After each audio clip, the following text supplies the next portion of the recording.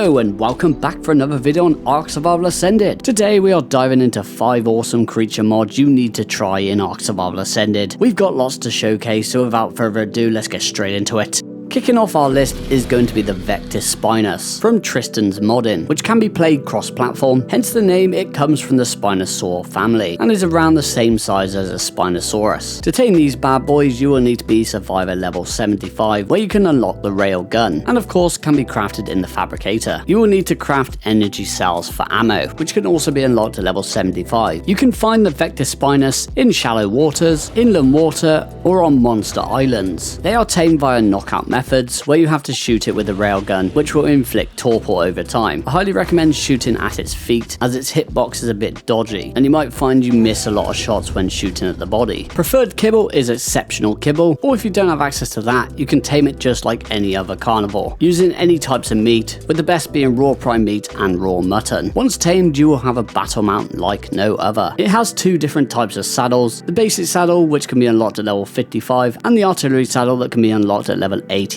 which we'll get onto in a second. It has stats that rivals the T-Rex, however it is not nearly as strong, and does have an array of different attacks and abilities. Its primary attack is a standard bite attack that has rotating attacks when looking left or right, which does seem to deal slightly more damage than the standard bite attack when facing forward. And strangely, with the alternate attack, it has a water breath attack, which is very unexpected, I must say. This attack deals quite a decent amount of damage and will deplete stamina over time, but it can be used non-stop until your stamina is drained. It is pretty sluggish on land, however it is pretty nimble in the water, being an exceptional swimmer, and unlike the Spinosaurus, does not possess an oxygen stat, making them very viable for ocean exploration. Admittedly, it does not receive the hydration buff like the Spino does when touching water, but it is far more maneuverable and seems to be a quicker swimmer. So if you're up for a crazy water ride, the Vectispinus is the one to take you there. It also has a sit option. Oh, looks so cute. Well, as cute as a large aggressive dinosaur could probably get. I do really wish that some of the vanilla creatures had animations like this, and as you can probably guess, using this animation does give it a health regeneration buff. And one of my favourite features of the Vectispinus is its artillery saddle. I absolutely love the look of this saddle. It looks proper badass. It will also offer a slightly better armor rating at 55, as opposed to the 25 armor that the basic saddle offers. When using the jump key, it can go into artillery mode, where you'll be able to lay down your own artillery barrage upon your enemies, and these turret cannons do pack a punch. Ammo type for the saddle is the artillery shells, which can also be unlocked at level 85, and in case you are wondering, these artillery cannons can damage stone and even metal structures, so it's probably a good thing it's a mod and not part of the base game, but you'll probably want to take that into account if you are planning to add the Vectispinus to an unofficial PvP server. Similar to that of the Uteranus, the Vectispinus makes for a great support dinosaur. It has a raw buff ability,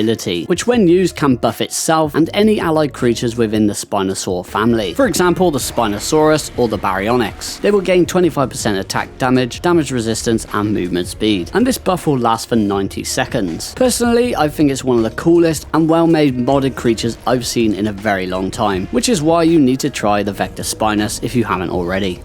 Up next, we have BigAL's Meraxes from the modder BigAL Swag Bob. It can be played cross-platform, another large theropod to add to our collection. I didn't find too much information on the spawn locations for the Meraxes, however, judging from the Dino Finder, it does seem they're very common in the redwoods, can also spawn in jungles and on carnivore islands. And to tame this beast, you will have to feed it your much beloved babies. Babies that give the most taming effectiveness are the Giga, the Karka, Spino, Rex, or UT. Your babies do have to be set to neutral to actually gain taming affinity. The saddle can be unlocked at survivor level 75 and can be crafted inside your own inventory, equipped with an array of different attacks, with a primary bite attack, which I'd say does slightly more damage than a T-Rex, secondary directional stomp attacks that deal slightly more damage than the primary attack. Using the crouch key will trigger its healing buff, which will rapidly drain its food similar to the Daedon, which with every bite, it will gain 10% health equal to the damage dealt. It has its lovely the cosmetic roar, of course, which is as intimidating as expected. It does have a nice selection of weight reduction perks, with 50% weight reduction for hide, chitin and keratin, and 75% weight reduction for pelt. And finally, it does have its own rage mechanic, which also works the same as the Giga, having its own rage bar on the right of the screen. The more damage your Meraxes takes, the quicker the rage bar fills up. And at full rage, well, let's just say everything wants to stay well out of your way. The Meraxes will have its damage output and damage resistance increased by 15%. When in rage mode, its alternate stomp attack will now become a triple threat romper stomper of an attack that deals massive damage. Also in rage mode, it has an additional tail swipe attack, which deals massive knockback to even the largest of opponents. And when used on smaller creatures, it will yeet them into oblivion. And surprisingly, it is a large theropod, but it can enter boss arenas. If you're a fan of large theropods, I highly recommend checking out the Meraxes.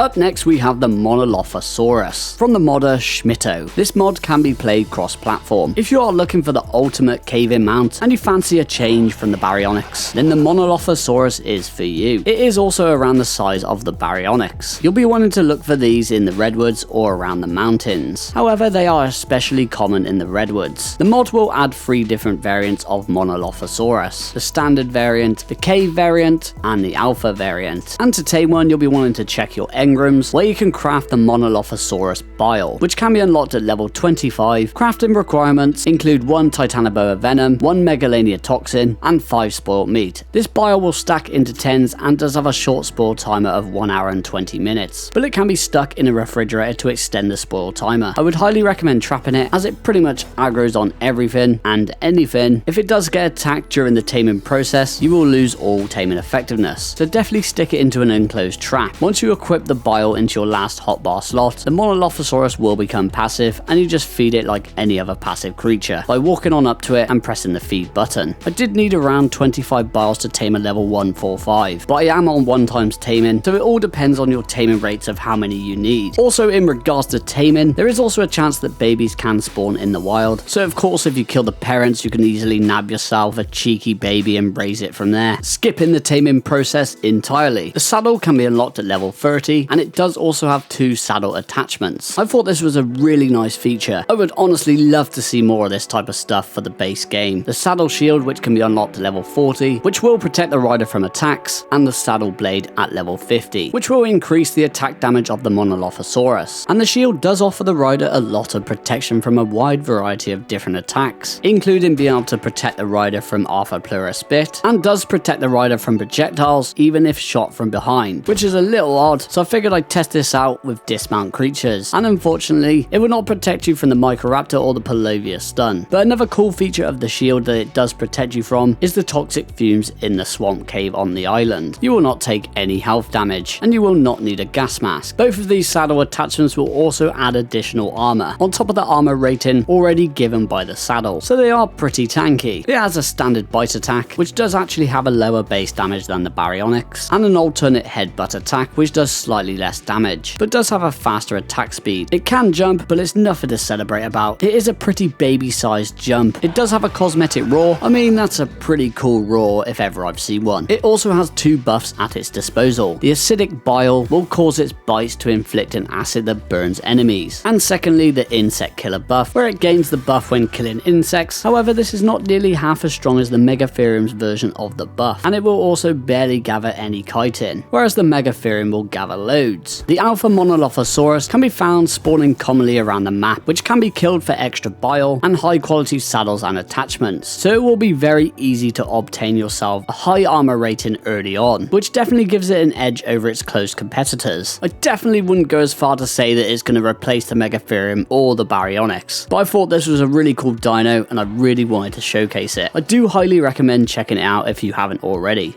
Next up on the list is the Cyrus Critters Jumping Spider from the modder Cyrus Creates, which can also be played cross-platform. Who wouldn't love a cute, fluffy spider? Personally, I hate spiders, but I will make an exception on this occasion. The mod adds 2 new items, which you need to craft to be able to tame the jumping spider. Their preferred taming food is the item Mashed Insects, which can be unlocked at level 12, crafted in a mortar and pestle. Crafting requirements include 4 chitin, 1 rare flower, 15 meduberries, and and 2 raw meat. These mashed insects do have a longer spoil timer of 3 hours and 20 minutes and can also be stuck in a refrigerator to massively extend the spoil timer. The second item is the iridescent chitin shield, which can be unlocked at level 56. It can be crafted at a smithy and requires 15 hide and 90 iridescent chitin. The only way you can obtain this chitin is by harvesting the Thorax spider itself, where you will have to hunt down a bunch and chop them up for their chitin. The male and female have 2 different taming methods, where to tame the male you will need a female to be able to tame it, so you will have to tame a female first. Once you have crafted and equipped yourself with the iridescent chitin shield, you are ready to go into battle and search for a female to tame. The shield is required to be able to tame the females. So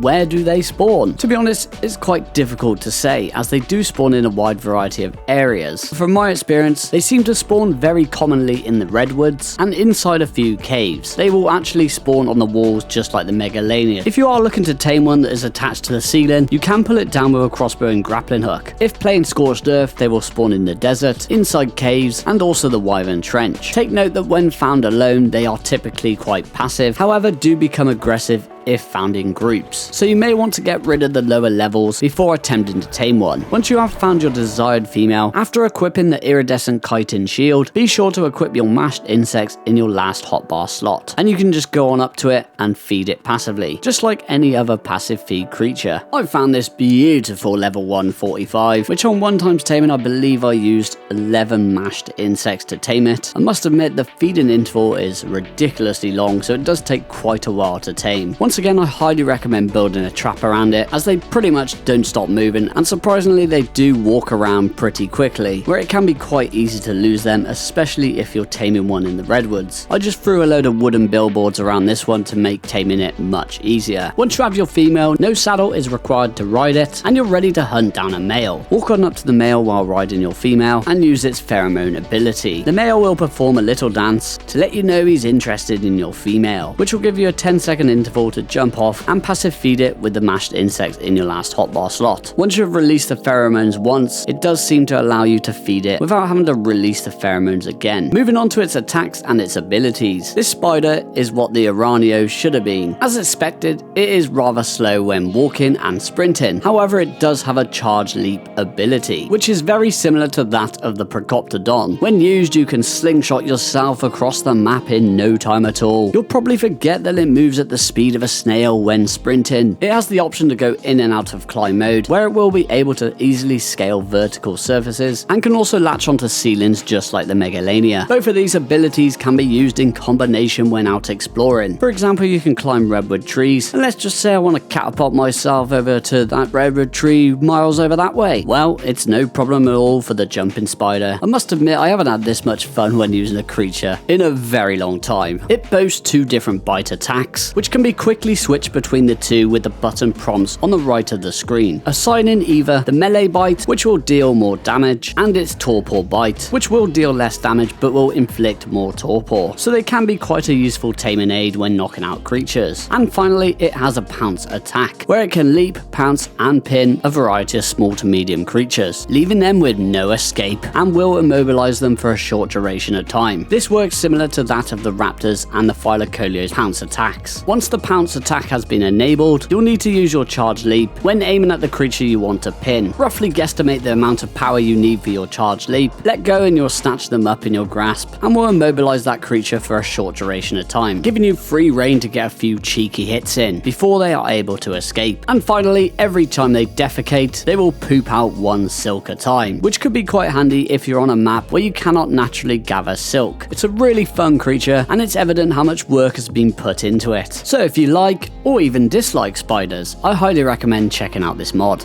The final creature we're going to showcase is the Eocarcharia, the second creature mod from Tristan's modding. The mod can be played cross-platform and is the 3rd medium to large theropod on the list, around the size of the Allosaurus. Speaking of the Allosaurus, it is stated in the description of the mod that it does share spawns with the Allo. Not only do they share the same spawns, but they also share many qualities of the Allo. They will drop the Allo brain in their death cache, and just like the Allo, they are also pack dinosaurs, and can spawn in a pack of up to 5 Eocarcharias, which sounds terrifying. The preferred taming food for the Eocarcharia is the item that comes with the mod called Shrooms, which can be unlocked at level 55, crafted inside your own inventory. You will need 5 blood packs, 3 oil, 5 rare mushrooms, water, 5 narcotics, 5 rare flowers, and 3 sap. So they're pretty expensive. Luckily, these mushrooms will stack into 100s and have a decent spoil timer of 5 hours, which can also be massively extended when placed inside a refrigerator. The Eocarcharia is a passive tame. It does say in the mod description to use ghillie armor, which I'm going to do. Definitely seems like a smart choice. So once again, stick your shrooms in the final hotbar slot. Being as they can spawn in packs and their aggression is very temperamental, I highly recommend killing the low levels off and trapping the one that you want to tame. When angered, they can aggress on anything, which in turn will tank your taming effectiveness. So you definitely want to keep it out of trouble. Upon feeding it, it has a 50% chance that it will chill out and a 50% chance that it goes into rage mode and becomes highly aggressive. The aggressive state will only last for 30 seconds either way, where it will go back to maxing and relaxing. But of course, if you built a trap for it, you've got nothing to worry about. Once tamed, you will have yourself a very cool battle mount. The basic saddle is also unlocked at level 55, and once again, just like the Monolophosaurus, it can be equipped with saddle attachments, with each piece adding more additional armor rating. The leather helm can be unlocked to level 57, providing it with this cool face mask, which is definitely a really nice idea. I'd actually really like to see more detail and design go into the face mask, but that's just me being very greedy. The leather saddle unlocked at level 59, which I really like. It adds a few leather plates and pieces of armor around the body and on the top of the head. The armored saddle can be unlocked at level 69, which does have the same cosmetic design. Think of it as leveling up from hide armor to flak armor. Yeah, this reminds me a lot of the Vectispinus, and once again, I'm a big fan. And finally, the foot armor, equipping your Eocarcharia in some brand new sneakers. All of these saddle attachments can be painted, so you can really dress to impress with the Eocarcharia. Moving on to its attacks